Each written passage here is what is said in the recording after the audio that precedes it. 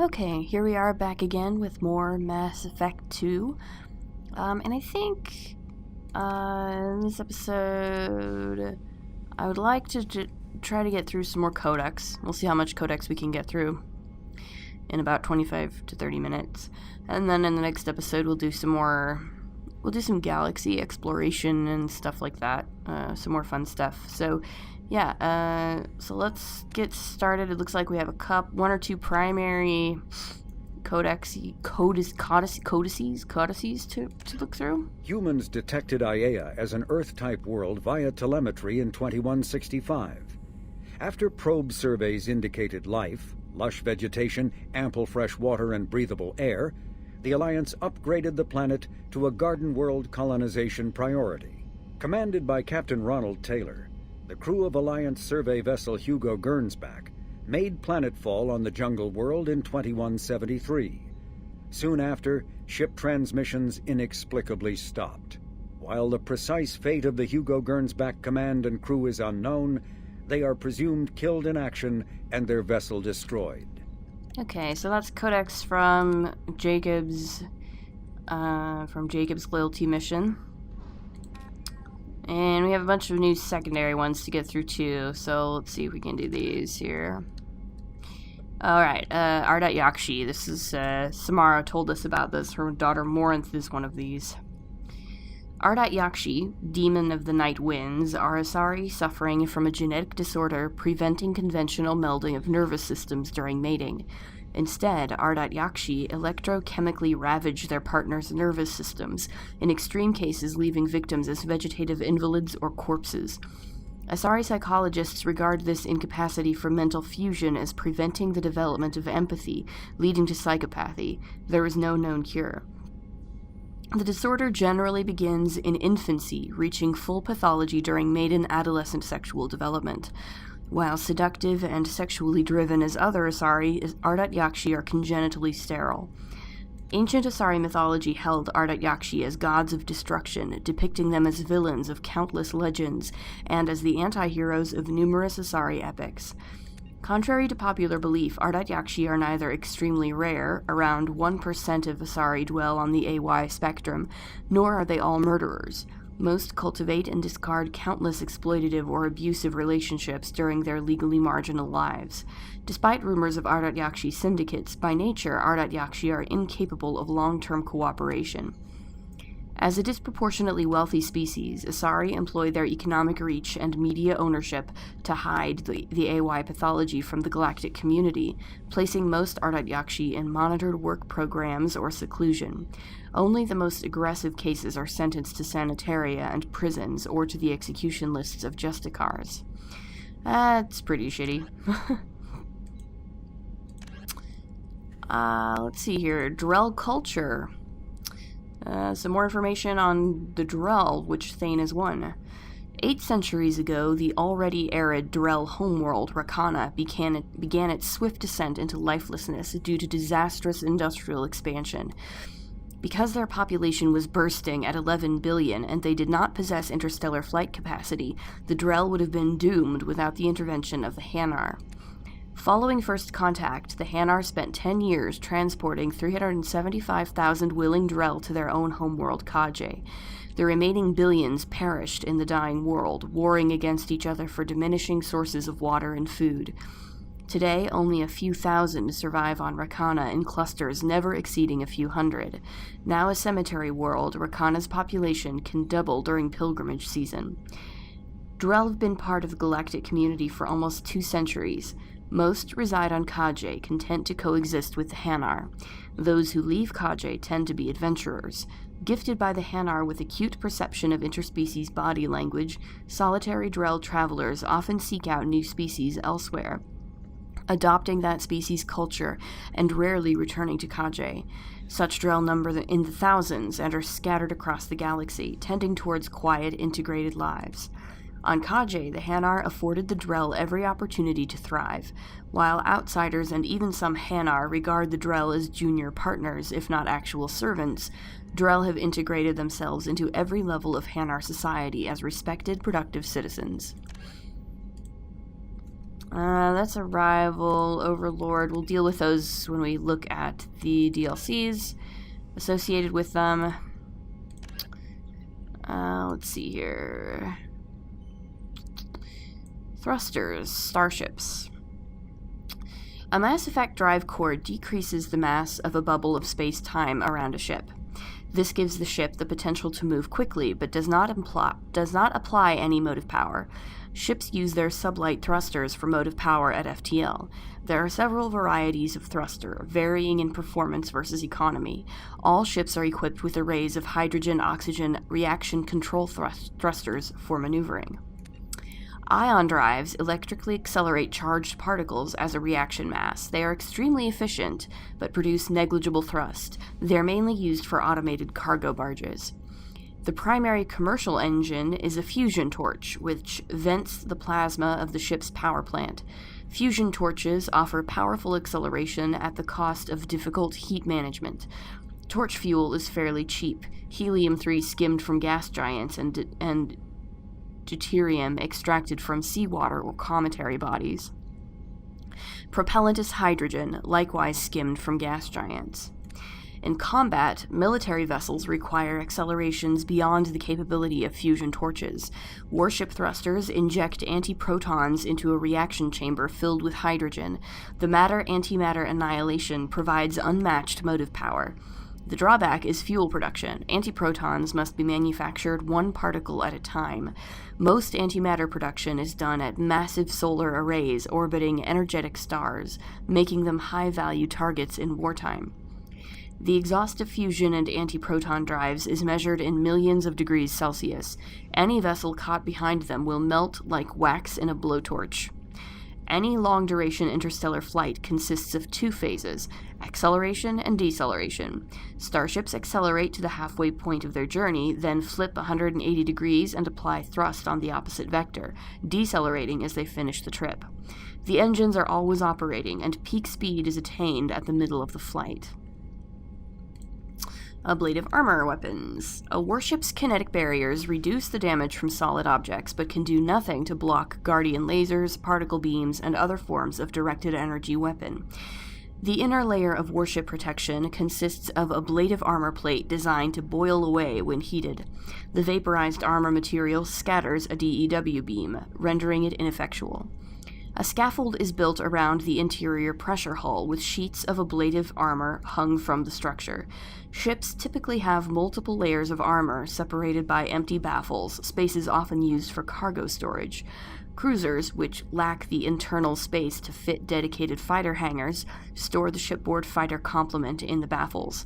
It is not unknown for enlisted crew to build illicit alcohol distilleries in some obscure corner of the baffles, safe from prying eyes. That's what I would do. I would definitely make an illegal distillery in the baffles of the ship. That's absolutely what I would do. So Guardian lasers. A ship's General Area Defense Integration Anti-Spacecraft Network, or Guardian, consists of anti-missile, anti-fighter laser turrets on the exterior hull. Because these are under computer control, the gunnery control officer needs to do little beyond turn the system on and designate targets as hostile. Since lasers move at light speed, they cannot be dodged by anything moving at non-relativistic speeds. Unless the beam is aimed poorly, it will always hit its target. In the early stages of a battle, the Guardian fire is 100% accurate. It is not 100% lethal, but it doesn't have to be. Damaged fighters must break off for repairs. Lasers are limited by diffraction. The beam spreads out, decreasing the energy density, watts per square meter, the weapon can place on a target. Any high-powered laser is a short-ranged weapon. Guardian networks have another limitation: heat. Weapons-grade lasers require cooldown time, during which heat is transferred to sinks or radiators. As lasers fire, heat builds within them, reducing damage, range, and accuracy. Fighters attack in swarms. The first few will be hit by Guardian, but as battle continues, the effects of laser overheat allow the attackers to press ever closer to the ship. Constant use will burn out a laser. Guardian lasers typically operate in infrared frequencies. Shorter frequencies would offer superior stopping power and range, but degradation of focal arrays and mirrors would make them expensive to maintain.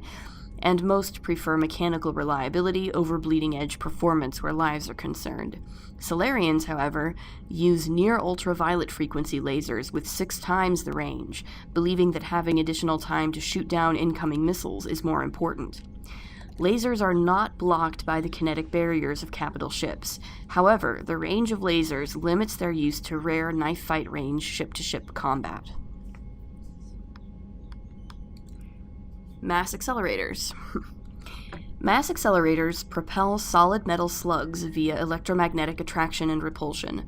A slug lightened by a mass effect field can be accelerated to extremely high speeds, permitting previously unattainable projectile velocities. The primary determinant of a mass accelerator's destructive power is length. The longer the barrel, the longer the slug can be accelerated, the higher the slug's final velocity, and therefore the greater its kinetic impact. Slugs are designed to squash or shatter on impact, increasing the energy they transfer to its target. Without collapsibility, slugs would punch through their targets while inflicting only minimal damage. Rather than being mounted on the exterior, Starship guns are housed inside hulls and visible only as gun portholes from outside. A ship's main gun is a large spinal mount weapon running 90% of the hull's length. While possessing destructive power equal to that of tactical nuclear weapons, main guns are difficult to aim. Because ships must be able to point their bows almost directly at their targets, main guns are best used for long-range bombardment fire. Approximately 40% of the hull's width, broadside guns inflict less damage and can be mounted with greater numbers and more flexibility. The modern human Kilimanjaro-class dreadnoughts mount 3 decks with 26 broadside accelerators apiece for a total salvo weight of 78 slugs per slide, firing once every 2 seconds. However, mass accelerators produce recoil equal to their impact energy. While the mass effect fields suspending the rounds mitigate the recoil shock can still rattle crews and damage systems. Fascinating. Oh boy, lots of fun technology stuff. Okay, biotic amps. So lots of interesting stuff on biotics, which of course is space magic. Biotics manipulate mass effect fields using dozens of element zero nodules within their nervous systems that react to electric stimuli from the brain. Amplifiers allow biotics to synchronize the nodules so they can form fields large and strong enough for practical use. Amplifiers can improve a specific discipline or talent. An implant is a surgically embedded interface port into which amps are plugged in. On humans, the implant is usually placed at the base of the skull for convenient access, though the user must be careful to keep it free of contaminants. Implant ports can fit a variety of amps, and there is a growing market for modifications and add-ons. The finest quality implants and amps are manufactured by Asari artisans, but the Alliance's L3 implants, first deployed in 2170, are a significant step forward. Life is a biotic. Biotics possess extraordinary abilities, but they must live with minor inconveniences. The most obvious issue is getting adequate nutrition. Creating biotic mass effects takes such a toll on metabolism that active biotics develop ravenous appetites. The Standard Alliance combat ration for a soldier is 3,000 calories per day. Biotics are given 4,500, as well as a canteen of potent energy drink for quick refreshment after hard combat. Another issue is electric charge. Electricity accumulated in Starship drive cores must be discharged, and so must the electricity in a biotic user. Biotics are prone to small static discharges when they touch metal. Basically, you're going to get static shocked a lot. Unfortunately, human biotics also face suspicion and persecution, beginning with the popular misconception that they can read and control minds. Biotics symbolize the dehumanization of mankind to people philosophically or religiously opposed to gene modification and cybernetics. Militaries are the only organizations that always welcome biotics, offering them huge recruitment incentives. Biotic training. Biotic implants and amplifiers only provide the potential to create coherent mass effect fields. Whether biotics can actually do so is largely determined by their training. Biotics must develop conscious control over their nervous systems, sending specific electrical impulses to the element zero nodules embedded in their nerves. They are taught to use their implants and amps with biofeedback devices and physical mnemonics. Specific gestures or muscle movements fire the proper sequence of nerves to activate a certain skill. Codex Industries pioneered biotic training with the Biotic Acclimation and Temperance Training Program. Although BOT did not achieve the desired results, many techniques taught are still used today. Many human think tanks are trying to develop some form of biotic super soldier. Most are benign efforts to create more flexible troops. Others, less publicly known, are unapologetic attempts to create Nietzschean supermen. That's creepy. That's creepy as hell. So, yeah, Kaidan, of course, in Mass Effect 1 told us a little bit about Bot because he was there. He was, of course, one of the early human biotics. Communications. Real-time communication is possible thanks to networks of expensive mass relay comm buoys that can daisy-chain a transmission via lasers. Comm buoys are maintained in patterns built outward from each mass relay. The buoys are little more than a cluster of primitive miniature mass relays. Each individual buoy is connected to a partner on another buoy in the network, forming a corridor of low mass space. Tight beam communications lasers are piped through these tubes of FTL space, allowing virtually instantaneous communication to anywhere on the network. The networks connect across regions by communications lasers through the mass relays.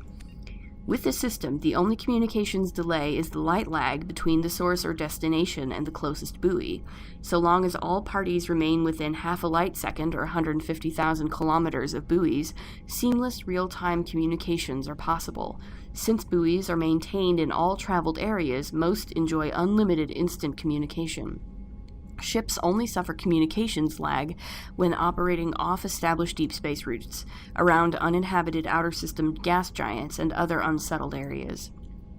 During wartime, comm buoy networks are the first target of attack. Once the network is severed, it can take anywhere from weeks to years to get a message out of a contested system. In systems where a buoy network has not yet been built or has been destroyed, rapid communication means ferrying information through high-speed courier ships and unmanned data drones. Communications administration. While comm buoys allow rapid transmission, there is a finite amount of bandwidth available. Given that trillions of people may be trying to pass a message through a given buoy at any one time, access to the network is parceled out on priority tiers. The Citadel Council and the Spectres have absolute priority. If they are using all the bandwidth, everyone else must wait. Individual governments and their militaries enjoy the next highest tier. During wartime, civilian communication can suffer hours or even days of lag. Intelligence agencies study ping time through various systems to predict military buildups. Below the governments and militaries, bandwidth priority is sold to the highest bidder. Media conglomerates, particularly headline news networks, purchase higher priority to provide their viewers with timely information. Corporations that require timely information and response capability, for example, financial institutions and investment firms, also invest heavily in priority access. The funds acquired through sales of bandwidth are used to maintain and expand the communications infrastructure. While everyone with a computer has guaranteed free and unlimited access to the galactic extranet, they are last in line for bandwidth and may have to wait for their requests to be processed. Bandwidth resale corporations use investment capital to purchase blocks of high-priority access, made available by paid subscription. Hang on just a sec. Dog's barking. Okay. Continuing on. Communications methodology. As the population of the galaxy increases and new worlds are settled, timely access for home users and frontier settlements with underdeveloped communication infrastructures is a growing problem. To ameliorate bandwidth issues, a sophisticated array of data caches and virtual intelligence search agent programs are available. When a user submits a query, it is first routed to the data cache on their colony or star system. At the cache, the user's search agent VI collates mountains of locally stored data to find the desired material. If the information is not available locally, the query is passed along to neighboring systems, and then outward in an expanding network. VI search agents in those systems replicate the search. If the desired information is found, it is compressed into a burst file and queued for transmission to the source system. The burst is assigned a priority based on the number of queries for it. The greater the number of queries, the higher the priority. When a new solar system is first connected to the net, a selection of the most popular data is installed locally. Though storage hardware is cheap, the capacity required to hold all the data produced every day by trillions of people on hundreds of worlds is not trivial. It's not economical to store local copies of all the data available on obscure topics, just in case. As colonies mature, older and less popular chunks of data filter into them as a result of queries and are placed in the local archive. Searches for obscure topics are increasingly likely to produce instant results as the archive grows.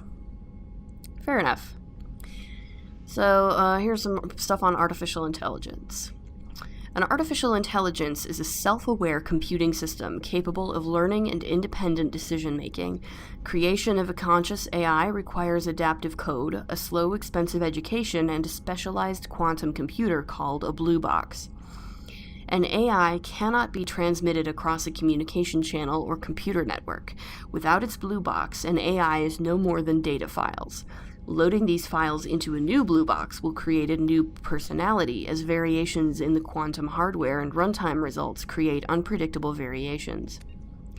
The Geth serve as a cautionary tale against the dangers of rogue AI, and in Citadel space they are technically illegal. Advocacy groups argue, however, that an AI is a living, conscious entity deserving the same rights as organics. They argue that continued use of the term artificial is institutionalized racism on the part of organic life.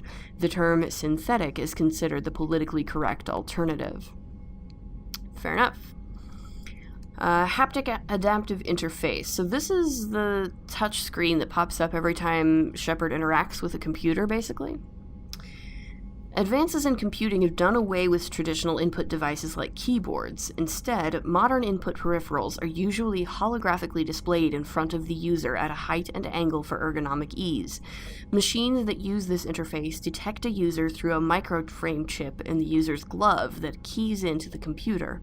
Once a user is accepted, motion accelerometers in the user's gloves match his hand's location with that of a proportionate but smaller mirror set of controls inside the computer itself. As the user presses against the holographic field, force feedback in the glove kicks in, giving a slight resistance. A person can then feel his way through using a touchscreen that isn't actually there. A simple toggle switch on the back of the hands allows the gloves to be turned off when not in use. Haptic interfaces have become so common that some individuals undergo cybernetic enhancement surgery to have the accelerometers implanted in their fingertips. Going bearskin is the sign of a committed computer user who no longer has to fuss with putting on gloves or cleaning them with alcohol wipes to get rid of the clammy hand smell.